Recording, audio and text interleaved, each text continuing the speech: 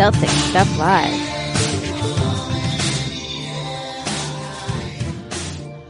Welcome to Celtics Stuff Live on the CLNS Media Network, the leading online provider of audio and video coverage for the Boston Celtics. I'm your host, Justin Poulin. With me, as always, I'm mimicking John Duke. He's doing karaoke, if you could see it on the video right now. I love it. And John, obviously, still not a lot of news. You and I dragging ourselves through the off season. I did get some messages after our last show saying, we should talk about maybe some of our favorite teams of past years. And so, maybe we'll title this show, the next show, we'll talk about the 80s Celtics or something along those lines. But we did get a little bit of a scare and some news today that I think, today being that we're recording the late evening of the 3rd, and then this will come out on the 4th. But so we're going to talk. You're like, not this Justin. Not the Justin from the last 2 weeks. Classic. Maybe. I can just see it. Yeah, maybe not. We'll make this one more quick-hitting. We'll focus on the positives and the negatives of being involved with Team USA and FIBA. Well, no, the risks, maybe. Risks and the benefits versus maybe not positives and negatives, but risks and benefits. And, we did already have an ankle injury scare earlier. This is the second one. And everybody just crazy nervous about ankles based on how the season started not quite 2 years ago for Gordon Hayward. So you can imagine the kind of, I don't want to say uproar, but the ripple through social media, especially in an information-starved time of the year when Tatum and Kemba are going off in overtime, and then Tatum winds up rolling his ankle coming down after a dunk. Certainly, everybody could be a little nerve-wracked by that, but it looks like he's going to hopefully shake it off in short order. They did get a 1-point win over Turkey, which was probably their biggest test to date. So good to see them get a win. Good to see two of our Celtics favorites involved in securing that win. Unfortunate to see somebody get an injury. And as you and I were leading into this, Marcus Smart already having had an ankle injury, one albeit we were not able to view because it happened during practice as they were gearing up to begin FIBA play. But obviously, he was not ready to go right off the bat and was working his way back from an ankle injury. And so this really is, again, not the positives and negatives, but definitely the risks and the benefits. The obvious takeaway benefit is Kemba and Tatum especially developing some chemistry. And then the obvious risks are ankle injuries or injuries of any kind before the NBA season even gets underway. And as we mentioned, first Smart and now Tatum, God forbid, Kemba Walker. Yeah, I watched the replay and it's a Pruder-like fashion over and over, back and to the left and I guess forward and over the ankle, I guess is what it looked like. I don't. There's a lot of hysteria out there about this whole thing, about, they shouldn't play and wrap them in bubble wrap. And it's a lot of the same stuff we heard with Zion Williamson, where it was like, is he going to, should he stop playing and give up his chance to have his meal ticket? And, oh my gosh, if he blows on his ankle, what's going to happen? Well, look what happened to, look at KD. The Achilles is, I would say, a much worse injury. It's probably the worst injury you can have in basketball. And, Brooklyn didn't think twice. They said, where do we sign to give you the full max, So, and everyone else would have wanted him too. So the idea that somehow the injury, you got to play basketball, man, and these injuries, they suck. They're terrible. There's nothing good about it. I'm not saying that there's a sunny disposition. There's no silver lining to the cloud. It sucks. He hurt. Thank God it's not as bad as it seemed.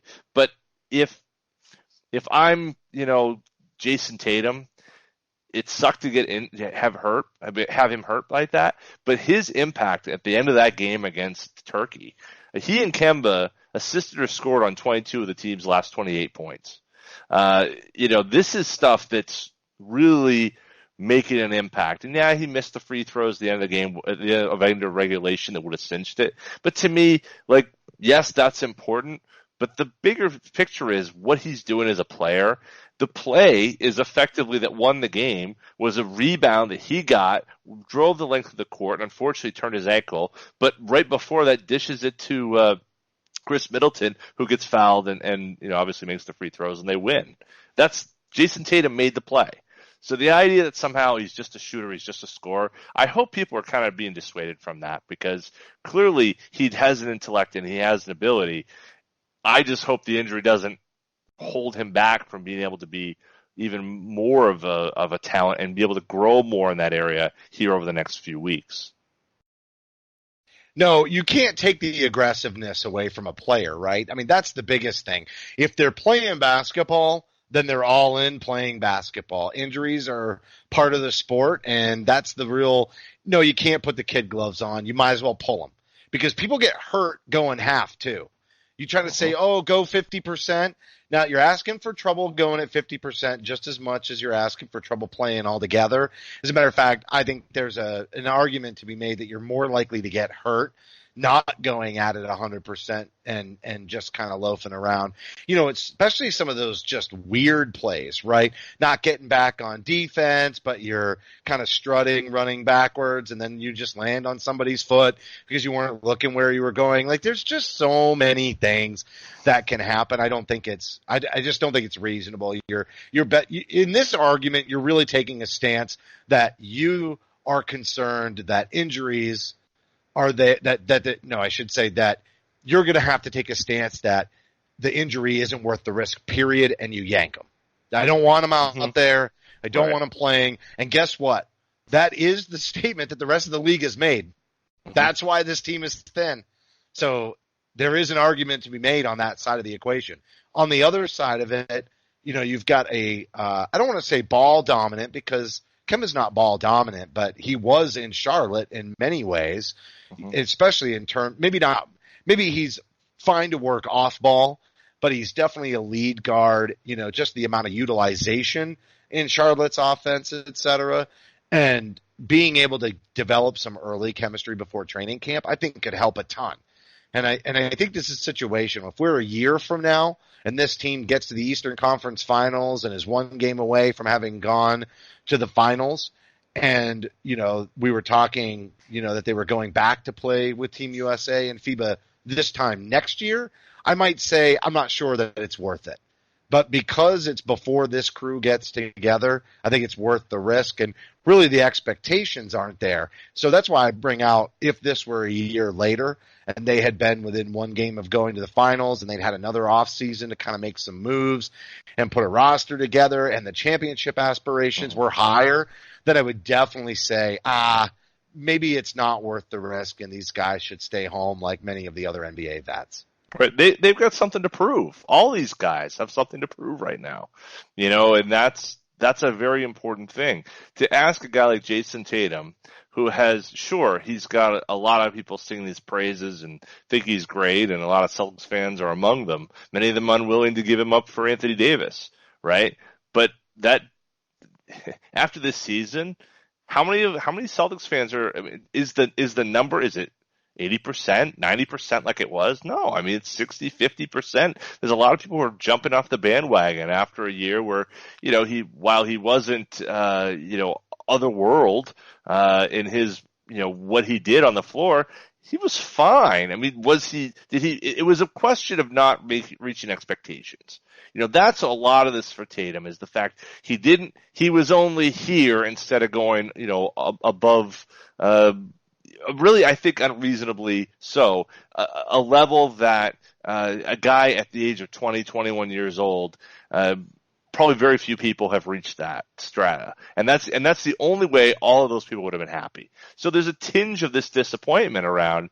But look, I mean, the guy still shot 48% from the field. He averaged 15.7 points a game, 6 rebounds. Look, there's faults in his game. Year 3 is the year. Come on. Exactly. Year 3 is the year. We said this for Smart. He didn't break out. We said it for Brown, and he sort of broke out at the end of year 2. But really the whole chemistry took away his opportunity to do the year thing last year. So year 3, I think, for Tatum, especially where you just noted very astutely, and as we have on several shows during the off season, very astute of you. As we've said many times, that this, this year 3, I think really could be the one that finally the stars align properly for a Celtics young player, for Tatum. And he was level or better in most categories last year, just not as much of a standout, and definitely not in the postseason. But there was a lot of shots to go around, a lot of offense to facilitate, and he's going to be much more featured like he was the second half of year 1 in his rookie year, again this season. And I think, again, that's why it makes so much sense. At least we knew Kemba and Tatum were going to be on this team. We knew Brown and Smart were on the fringe, and then due to injuries and people dropping off, they wind up hanging around. Another benefit for Brown in this scenario, as we touched upon, I'd say, last show, was the fact that he's experimenting with a power forward position. And I've seen a lot of articles, or I saw at least one article this week that talked about Hayward getting time at the 4. And I think maybe that was a Celtics blog article. And or at least, I think it was Celtics I think blog. it was, yeah. Yeah. If it wasn't, it was the network. It was one of the networks, and it posted on Celtics blog. But either way, the idea that Hayward would play the 4, and I think that's what you and I thought would happen the year that Hayward joined the team, that we'd see that small ball lineup with Horford at center, and you would get some Hayward run at the 4. And he had kind of bulked up a little bit, I thought, for that first year with the intent of doing that. But I think the experimentation, or the continued experimentation at a different level with Brown at the 4 with Team USA, is definitely something to keep an eye on. Regardless, one of him and Smart may likely end up on the bench with Hayward and Tatum in that starting lineup. You never know. We also talked about something that was also floated in the same article on Celtics blog, where they might just go crazy. Funny that came up a week after our show, talking about, can you roll out that super small lineup even without Cantor in the starting lineup, or at least maybe even the finishing lineup? And certainly you can. So interesting takes all around. I am going to remind everybody that you can follow Celtics Stuff Live on Twitter at CSL_tweet live. You can follow me at CSL_Justin. John is at CSL_Duke. The entire CLNS Media Network at CLNS Media. Facebook.com/CLNS fans, and download the CLNS Media app for iOS and Android. Simply search CLNS Media in your app marketplace. CLNS's YouTube channel is youtube.com/CLNS Media for high definition, full length locker room interviews. And pretty soon, it's coming around. Right now, you've got the round table, et cetera, but the Garden Report will be back. And while baseball season is in full swing, placing a wager on baseball has never been easier with all the best odds at betonline.ag. And this week, John, who are you watching the Sox play? Oh, God. How about the Sox Yankees? Want to do football? No. Not yet? No, another week. Sox Yankees. Look, Sox are a handful of games back from the wild card. It's not likely. I think there's an 8% chance that they'll come back, but hey, look, let's see if it happens and give it a shot. So Sox Yankees, get some hate out of them. Maybe not take the Yankees down a peg. Maybe the Sox get a little bit of some good juju going and make a run. So that's what I'm watching. All right. Well, I teased the NFL preseason, but I think that one's in the books, right? So celebrate another season kickoff, or to celebrate another season kickoff, betonline.ag and CLNS Media are giving you 50% as a welcome bonus on your first deposit.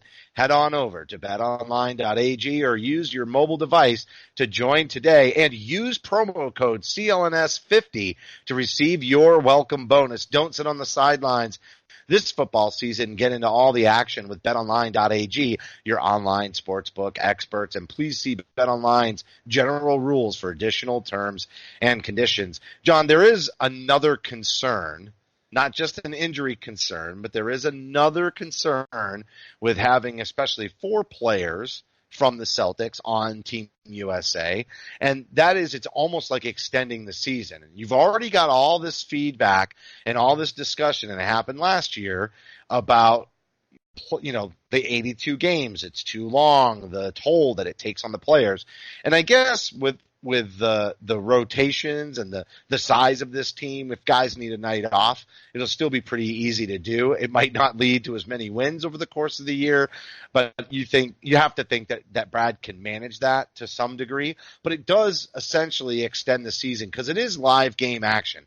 It's not off-season workouts. You'd think that the Celtics would get off to a hot start because their conditioning, especially for these four players, ought to be pretty heightened when the season starts. And while other players will be shaking off the rust, I am expecting the Celtics to get off to a somewhat hot start. That first fifth of the year is one that you almost toss out in terms of performance of the teams. Like, it can be an aberration in many cases, but I think the Celtics ought to be able to take advantage of some of that this year, because they'll be in game shape for certain by the time the season starts and rolls around, and they should be a little crisper in their rotations and just from having all these practice. So I think there's a definite maybe uptick in wins, and maybe it's a cancellation. Maybe it cancels out, the potential losses from giving nights off throughout the year to stay fresh for the postseason. I don't know what your thoughts are on that. I think a team that's predominantly young as this team is, I mean, look, you have 4 rookies coming in. You've got, a number of guys still on their rookie contracts. Certainly the majority of the team is on a rookie contract. I bet, I haven't done the numbers, but I bet it's probably 10 of the 15. If you probably were to sit back and look at the team and look at who's on there, it'd be interesting to figure that out. Actually, let's just very quickly, let's see. We've got Gordon, Smart is not, Kemba, Cantor. 4 of the well, you could even go as far as the two-way guys and Taco Fall. But let's say that of the 15, only 4 of the 15 guys are not on a rookie contract. So they're young, they're stupid, and they can. I think they can run a little bit. You just call them stupid. Yeah, so much for your media pass for the next couple of years. Whatever. No, I know what you mean. But they're green. They're green. They're green, and I mean, I think the challenge is trying to get enough repetition, trying to get those young players to play consistently. I think that's going to be the challenge of the 2020 Celtics, is to know that, yeah, you've got Kemba Walker and you've got Marcus Smart, I guess, who's a veteran at this point, and it's Cantor, Tice, but there's, the rest of these guys need to find a level as a player. Even guys like, Tatum, Brown, those guys need to find their games to a point where there's a consistent level of effort, and you need to do that for 82 games. And if this gets them a jump start, gets them hot, gets them going a little bit earlier, and they're more prepared to play, they can use that confidence to boost themselves. I'd rather have them run out of the in the playoffs than I would have them be fresh but still be inexperienced and probably still come up short. I think I'd rather have them come in hot and see what happens. You let that youthful inexperience, power whatever they become as a team. This Celtics team, we've talked about it a lot. This is a new era. This is a new page. This is a whole new look. And what the Celtics need is they need to change the whole laundry from last year. And that's what they're really going to be doing this start of this season. So if this is a way, I guess, to turn that page, then I'm all for it. And I'm less concerned with the end of next season than I am just seeing everyone together and having a renewed focus and outlook. And then showing it on the court, most importantly, because this team could talk a good game last year. What they didn't do was play a good game together often enough. Yeah, you're absolutely right about that. They did not play well on the court enough, and I think that hot start, I think that's critical. And I think nights off is going to happen anyway, regardless of this, early start to some degree, because they're just going to need it to your point, to get players minutes. Like, I know we'll see that small lineup. I know that they're going to go fast up and down the floor, and I can't wait for that. I'll be honest with you. I mean, I've been calling for them to take advantage of the youth and run, and they did not do that last year, right? Like, that's really – I'm not saying that Kyrie didn't hustle, especially at the start of the year. He did hustle at the beginning of the year. You've made that point defensively, going after loose balls and all that, but it still wasn't an up-tempo offense. And I'm really hoping that we're going to see some West Coast ball. Honestly, I don't know how else to put it. We know the defense is going to be somewhat of weakness, even though that's been the calling card for a lot of Brad Stevens teams with the Celtics. And I think that was in that same article. I should pull up Celtics blog and see who wrote it and give some credit because I've referenced it enough times. Well, Mike Pina wrote an article about that small lineup that we were talking about as well. So I want to give Mike Pina of the Winning Plays pod a shout, because it was almost the day after, 2 days after he posted that article on Bleacher Report, I believe. So kudos to Mike for heading down that same road that we did, because to me that's the intriguing lineup of the Boston Celtics in 2020. That's the fun. No, one. that's the article I am quoting, Michael Pina. It was SB Nation. I knew it wasn't SB Nation. The Celtics blog. I knew it was from the network. So yeah, Michael, we are referencing the same article, but he does talk about Brad Stevens and how the defense has really been that calling card. But I also know he loves all that switchability, and it's time to take advantage of the youth. And Kemba can run. There's no doubt he can get up tempo. And so I think it's time to do it. You just keep punching him in the mouth and punching him in the mouth. Yeah. The question is, last season, there were nights when shots just would not fall. And we think it got into all the players' heads, and it definitely bothered Kyrie. And I think it's part of the reason he soured is that those shots weren't falling. So he's like, let me take more.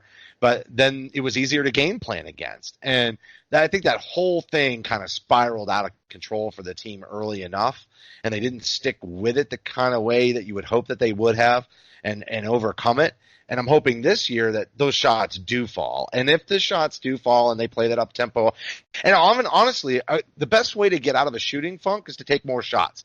And the best way to make sure that everybody on the team gets the ball in their hands enough to stay hot when you have a lot of shooters is to take more shots. Mm-hmm. So I think we even called for it during the year last year that they should I remember saying this actually both of the last two seasons, that at some point when the shots, everybody's on a funk, the shots aren't falling and the percentages are low and they're getting killed on the offensive glass, that they should just get more up tempo. They should just try to shoot their way out of the slump and out of the building with a win.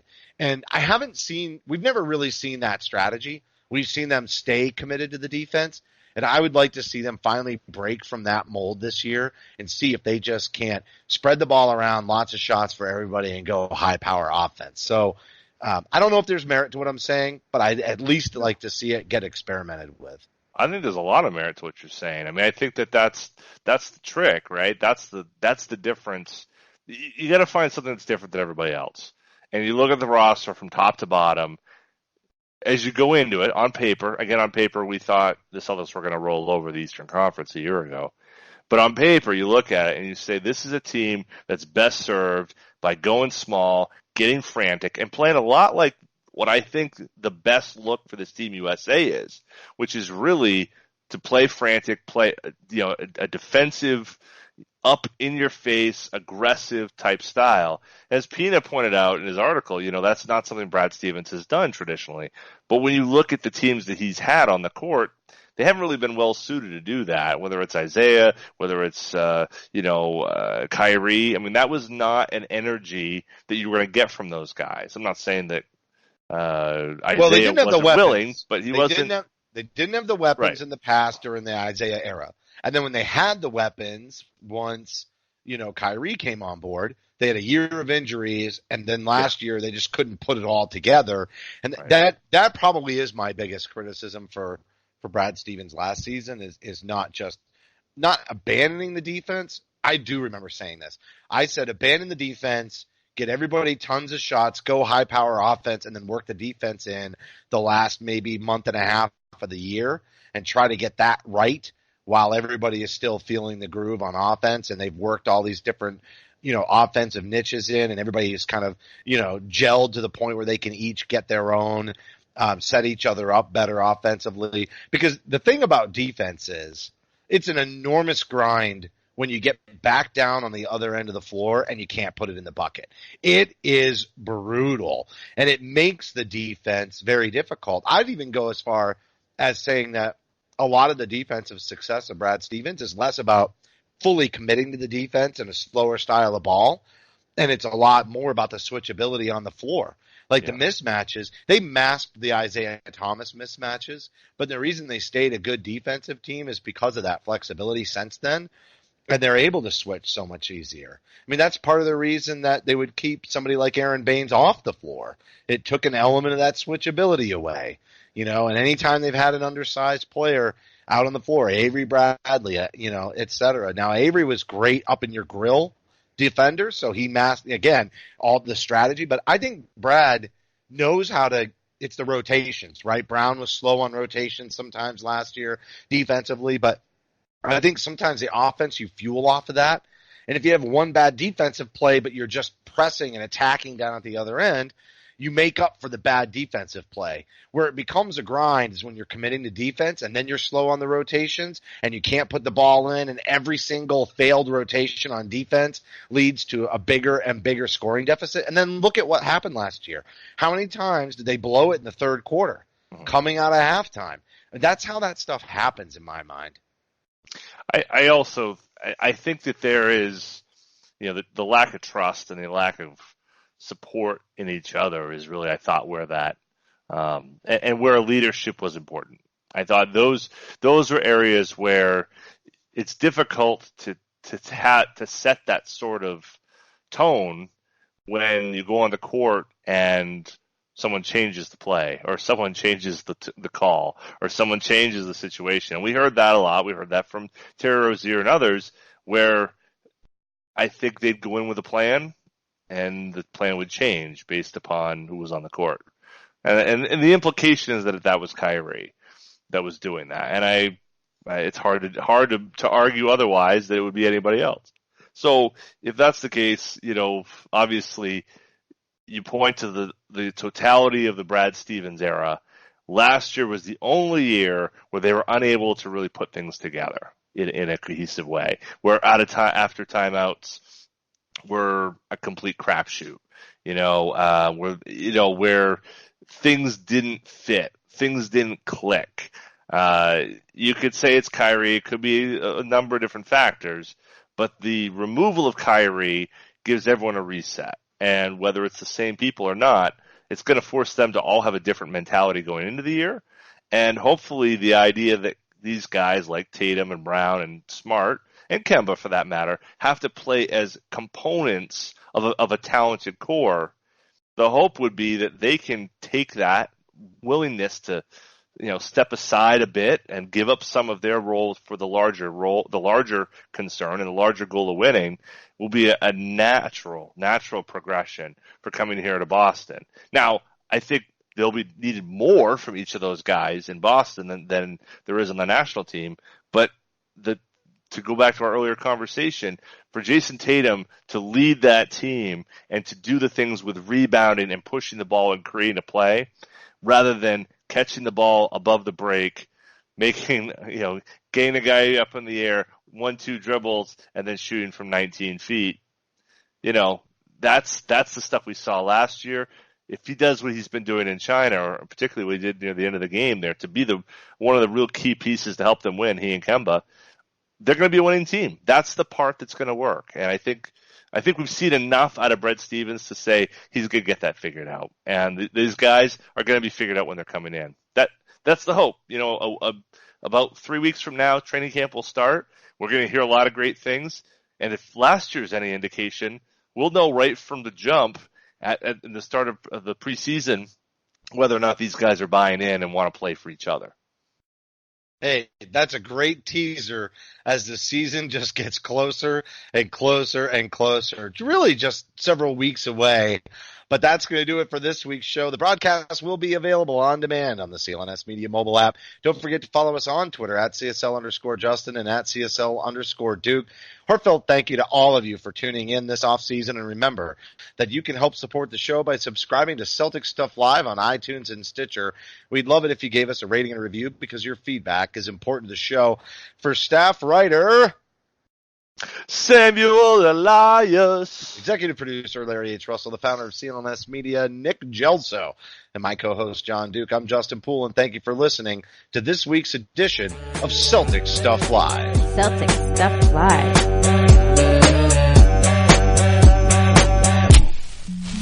boom. All right, and now the outtakes. The outtakes. What are you going to take out of this? Takeout? What's your favorite takeout, John? My favorite takeout? Chinese is my favorite Chinese, takeout. right? Yeah, boom, that's easy. That's the only way to go. Chinese I mean, at sushi, good. actually. You can't go wrong, but I'm a Chinese food guy to the end. What do you get? What do you get? Like, are you all about like lo mein, like shrimp lo mein, pork fried rice? Yeah, pork fried rice, General Tso's egg chicken. rolls. Oh, General. What about orange chicken? We're up here.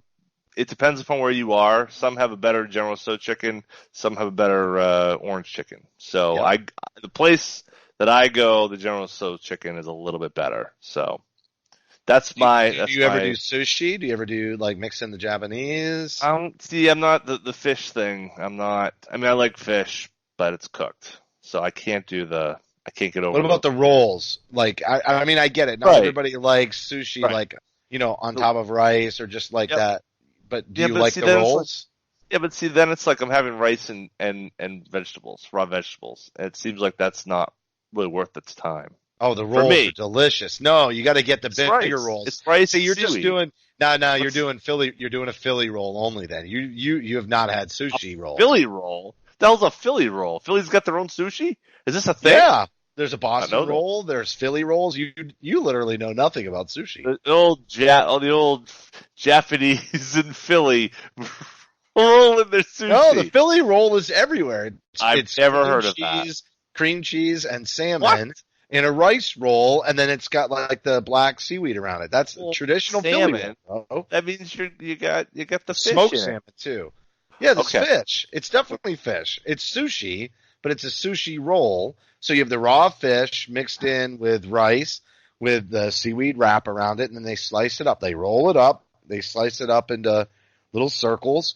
But then they do crazy things. Like you can get the volcano roll, and then they have like crunch on it. Oh, dude. So my kids eat it. Like both my daughters and my son and my wife and I will all eat sushi rolls. Listen, I hear you about the Have you ever had a sushi roll? Well, listen, I'd rather have a volcano bowl than a volcano roll. Maybe if I got you a volcano bowl, you would have the volcano roll with me.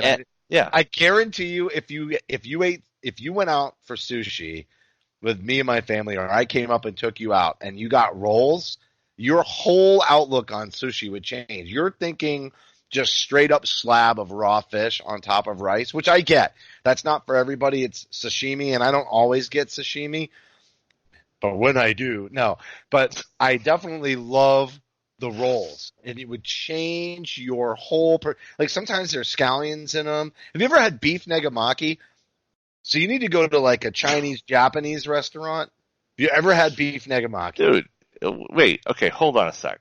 Remember there is a really good sushi restaurant that's in my hometown, so I shouldn't say you're in Maine. I don't have it's all right on the ocean. It's seafood. Yeah, you live on the coast. You're about to play there's no sushi around here game. No, there is a good place in town. It's expensive. All right. But come on. Do people come to Maine to have sushi? No. They come to Maine to have lobster rolls and have haddock, you live there. Clam chowder, and lobster. So is that all you eat? You just eat lobster and come on, you got to do that.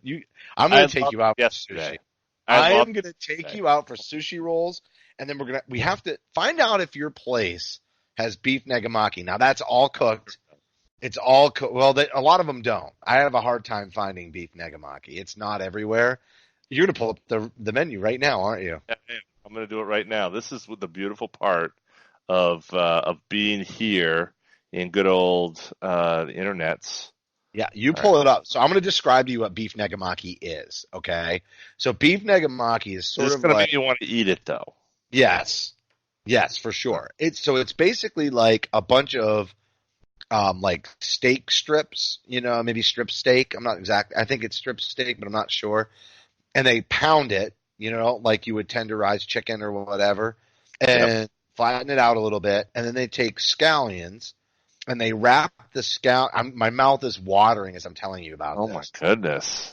They wrap the scallions with the beef around it, and it kind of like seals. They sear it together, and then they put this amazing, like, sweet/smoky sauce all over it. Okay. And then that's that. And it is phenomenal, dude. Okay, so this place, the place in town, which is pretty well known and whatnot, they do not have beef negamaki. Yep. Nor do they have a Philly roll. How do they right? not have a Philly roll? The I'm Philly just roll is telling you. everywhere. It's the Do only. they have a roll with? Do they have a smoked salmon and cream cheese roll and call it something else? Everybody knows that's the Philly roll. You know how you can get sushi from like? Do you have Giant up there? What's No. the grocery store? Hannaford. Hannaford definitely has. They a don't sushi have a Philly roll. They do not have a Philly roll. Hannaford does not have a Philly I'm roll. telling you, they don't do it. Or they don't call it that. Maybe they call it something They probably else. call it the smoked salmon and cream cheese roll. But it's There's known everywhere as the Philly So roll. they have a thing called a breakwater roll, which is salmon, avocado, and cucumber. No, that's different. Yeah, There's a Rockland roll. Okay, yeah. What's that one? What's in that? That's crab meat with avocado, wasabi mayo, and tobiko. Dude, you will love that. The crab rolls are excellent, and the wasabi crab's not mayo. cooked. So, no, crab's cooked. No, crab would be cooked. So some of the rolls are cooked. Crab stick. This is not working for me, man. I don't know. I'm taking you out.